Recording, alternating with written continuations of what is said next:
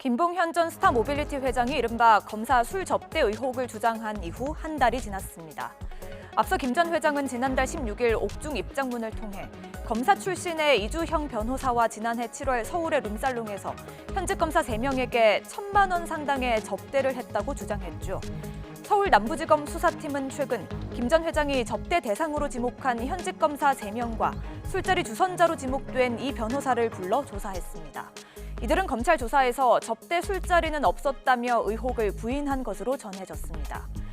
하지만 김 전 회장은 검찰 조사에서 당시 이 변호사의 양옆으로 검사 3명이 나눠 앉고 이종필 전 라임 부사장과 전 청와대 행정관이 뒤늦게 왔다고 진술했는데요. 김 전 회장 측은 이 전 부사장과 전 행정관 모두 검찰 조사에서 검사들에게 접대한 것이 맞다는 취지로 당시 상황을 구체적으로 밝혔다고 주장했습니다. 이런 가운데 최근 옵티머스 관련 자금 가운데 5억 원이 검찰 로비 자금으로 쓰였다는 의혹도 제기됐습니다. 옵티머스 관계자가 지난 2018년 수사를 무마해달라는 취지로 검찰 고위 간부 출신에게 5억 원을 전달했다는 의혹이 검찰 수사 과정에서 드러났다는 것인데요.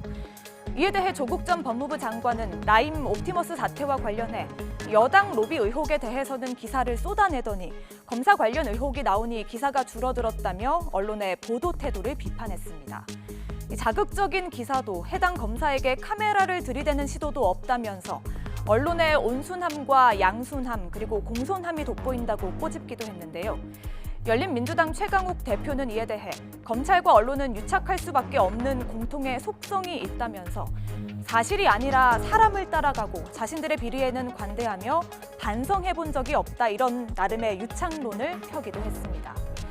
최근 검찰과 법원 취재를 담당하는 이른바 법조 기자들을 상대로 한 설문조사에서 응답자의 94%가 추미애 법무부 장관의 수사지휘권 발동에 부정적이라고 답하며 일부 검사들의 입장과 유사한 반응을 보였는데요. 지난달 일반 국민들을 상대로 한 조사에서 잘했다, 잘못했다 의견이 팽팽하게 맞섰던 것과는 사뭇 다른 결과입니다. 뉴스가 있는 저녁 안규령입니다.